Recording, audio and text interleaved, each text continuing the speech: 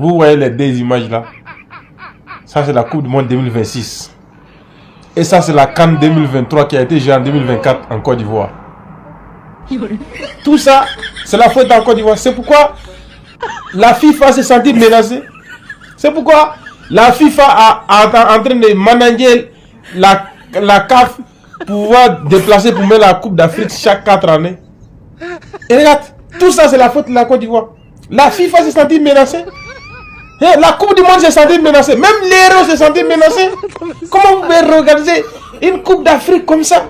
Jusqu'à présent, l'image retient. Les gens retiennent cette image-là dans la tête. C'est ça qui a fait que la CAN de Maroc, les gens n'ont pas calculé parce qu'on retient l'image de la Côte d'Ivoire dans la tête. C'est quoi ça? Regarde les deux images. Ça c'est Coupe d'Afrique. Ça c'est Coupe du Monde. Regarde l'image. Non, ouais, Côte d'Ivoire. Tu as mis toute l'Afrique dans le problème. Regarde comment tu as bien organisé ton CAN. Regarde, c'est quand la FIFA même s'est sentie frustrée. Ils sont les managers, la CAF, pour pouvoir mettre la Coupe d'Afrique chaque 4 années. Regarde. En tout cas, ça a été bien fait. Et j'ai aimé. La Coupe du Monde, si vous voulez, c'est pas bien organisé, donnez à la Côte d'Ivoire. On va vous montrer comment on va organiser ça. On va les réviser visa aux gens. Les amis, c'est très important. Il ne faut jamais avoir honte d'imiter le bon exemple. Hier, pendant la cérémonie d'ouverture de la Coupe du Monde des États-Unis, sans vous mentir, quand j'ai vu la cérémonie, directement, j'ai pensé à la Côte d'Ivoire. J'ai dit bien, j'ai pensé à la Côte d'Ivoire. Ça signifie que la Côte d'Ivoire, lors de la CAN chez eux, a été tellement fantastique au point où ce n'est pas passé inaperçu. Parce que hier, quand on a vu la cérémonie d'ouverture aux États-Unis, directement, on a vu que voilà, ça ressemblait typiquement à ce qui s'est passé lors de la CAN en Côte d'Ivoire. Les amis, c'était identique. Je dis bien identique. Ça signifie que la Côte d'Ivoire, lors de la cérémonie chez eux, a influencé, impacté au point où c'est resté dans les annales. C'est resté dans les annales, les amis. Et c'est la raison pour laquelle je le dis constamment. Lorsque vous faites des choses bien. Parce que quand vous faites des choses bien, ça ne passe pas inaperçu. Ça reste à vie. Je dis bien, ça reste à vie. Vous allez voir que chaque fois qu'il y a une compétition, on ne fait que parler de la Côte d'Ivoire. On ne fait que parler de la Côte d'Ivoire, les amis. Parce que la Côte d'Ivoire a mis la barre très haute. Elle a mis la barre très haute. C'est la raison pour laquelle vous voyez aujourd'hui, pour que les autres réussissent à égaler la Côte d'Ivoire, ce n'est pas chose facile. Les amis, ce n'est pas chose facile. Il y a eu la CAN au Maroc. Lors de l'ouverture, on a continué à faire des similitudes avec la Côte d'Ivoire et on s'est rendu compte que jusqu'à présent, la Côte d'Ivoire n'a pas un vrai concurrent. Je dis bien que jusqu'à présent, la Côte d'Ivoire n'a pas un vrai concurrent parce qu'ils ont vraiment mis la barre très haute, les amis. Ils ont mis la barre très haute. En tout cas, moi personnellement, ça me plaît de voir que ce que la Côte d'Ivoire fait de positif, les autres copient, les amis. Ça me plaît de voir cela. Parce que parfois, lorsque dans nos vidéos, on pousse les autres à copier ce qui se passe en Côte d'Ivoire de manière positive, ils nous créent des lèche-bottes ou encore de commandeurs d'abonnés. Carrément, on les fait voir la vérité en face, mais ils se disent que nous sommes les lèche-bots. Et pourtant, voilà les États-Unis, l'une des plus grandes puissances au monde, qui a copié le modèle ivoirien. Ils ont copié, les amis. Est-ce que c'est pour autant que ça les rabaisse? Non. Est-ce que ça les humilie? Non, les amis. Ça ne les humilie pas. Pourquoi? Parce qu'ils préfèrent copier le bon exemple, c'est tout. Quand c'est bon, on copie. Il n'y a rien de mal en ça, les amis. Il n'y a rien de mauvais. Et laissez-moi vous dire que lors de la CAN en Côte d'Ivoire, il y a eu des Américains qui sont venus sur le sol ivoirien pour s'imprégner de ce qui se passait là-bas, les amis. Ils voulaient s'imprégner parce que tout ce qui s'est passé en Côte d'Ivoire était tellement mémorable au point où les gens ont voulu comprendre comment ça s'est passé. Les gens ont voulu étudier cela. Et je pense que jusqu'à présent, il n'y a personne qui peut me dire le contraire. Parce que la Côte d'Ivoire organisait la CAN chez eux et ça a été la CAN la plus rentable de l'histoire. Je dis bien la plus rentable. C'est encore là dans les annales. La CAN la plus rentable financièrement. Je pense que si ça dépendait même de la CAF, c'est que la Côte d'Ivoire devait organiser cette compétition chaque fois chez eux. Parce qu'ils ont fait gagner beaucoup d'argent à la CAF. Je dis bien beaucoup d'argent. Tellement de personnes ont regardé les matchs là-bas. On parle des milliers de téléspectateurs. Imaginez un peu. On parlait là des milliers. Voilà que la Tanzanie a également recommandé la légende ivoirienne de football Didier Drogba pour la CAN chez eux. Imaginez, vous pensez que c'est pourquoi, les amis? Vous pensez que c'est pourquoi? C'est parce que la Côte d'Ivoire a su impacter le monde, la Côte d'Ivoire a su influencer le monde à travers la compétition qui s'est déroulée chez eux. C'est la raison pour laquelle on veut à tout prix que quelqu'un de la terre natale ivoirienne vienne quand même donner sa connaissance ou encore apporter son expertise pour que ça se passe également bien, les amis. C'est la raison pour laquelle on a appelé la légende de Didier Drogba. C'est pour cette raison, les amis. Sinon, s'il fallait simplement qu'on appelle un footballeur lambda, je pense qu'en Tanzanie, il y a beaucoup de footballeurs professionnels. Il y a même des superstars. Mais si on a appelé la légende de Didier Drogba, Ce n'est pas pour rien, les amis. C'est forcément parce que tous les pays qui n'ont pas encore eu à organiser la CAN veulent à tout prix que la CAN chez eux se passe nettement comme en Côte d'Ivoire. C'est la raison pour laquelle on veut quand même quelqu'un qui a de l'expérience pour qu'il vienne également mettre les mêmes choses en place, les amis. Pour qu'il vienne mettre les choses en place. Donc c'est la raison pour laquelle moi je vous dis encore, n'ayez jamais honte d'imiter le bon exemple. Surtout si c'est quelque chose de positif ou encore qui vous met au sommet. N'ayez jamais honte, les amis. Je dis bien jamais.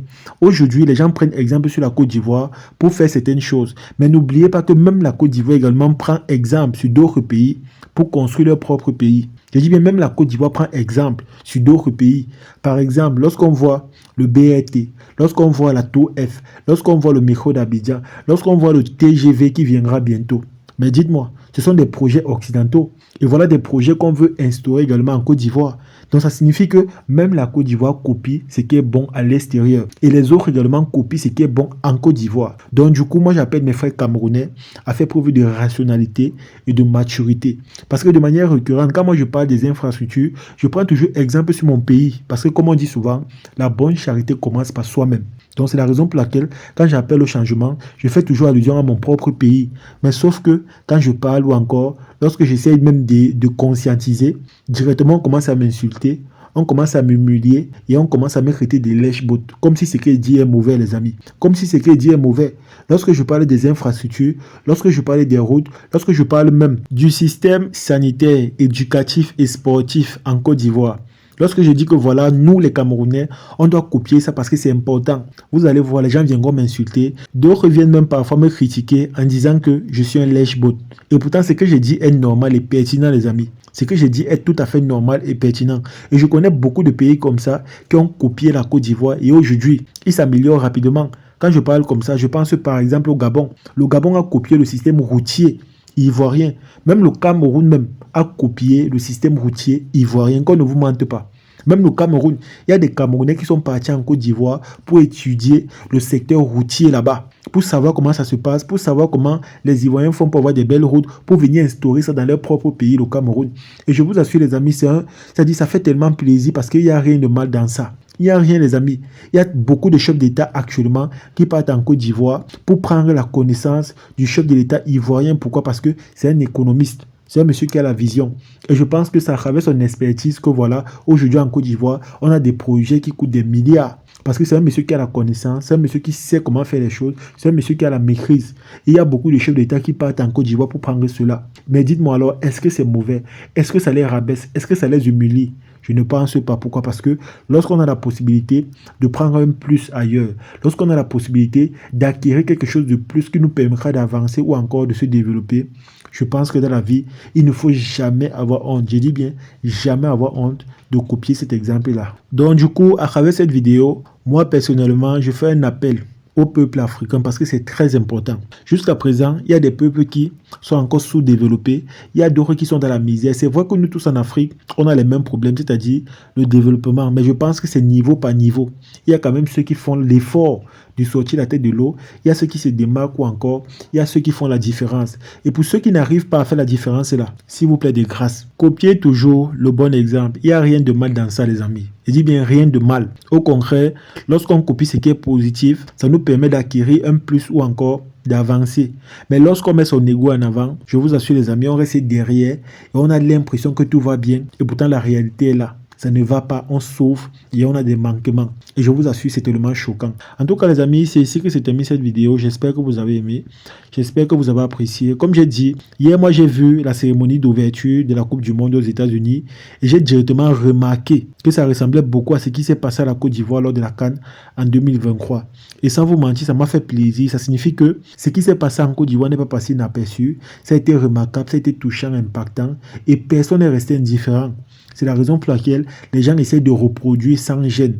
Et je pense que c'est une très bonne chose. Pourquoi? Parce que dans la vie, il ne faut jamais avoir honte d'imiter le bon exemple. Surtout si ce que tu fais est important ou encore positif. Si ça te permet d'avancer, si ça te permet de rayonner, si ça te permet d'arriver au sommet. Je pense que dans la vie, ce n'est rien de mal ce n'est rien de mauvais. Donc, comme je dis toujours, copiez le bon exemple, surtout si cela vous apporte un plus dans votre vie ou encore vous apporte un plus commun. Car vous devez savoir qu'il n'y a rien de mal dans ça. Si les États-Unis, qui est une grande puissance, copient la Côte d'Ivoire, imaginez un peu, nous, en tant que pays pauvre et endetté, nous sommes qui pour ne pas faire pareil, les amis? Nous sommes qui? Alors, copiez toujours ce qui est positif, ce qui vous permet d'avancer ou encore de progresser. C'est de ça qu'il s'agit. En tout cas, c'est ici que se termine la vidéo. Partagez-le au maximum et on se dit à la prochaine.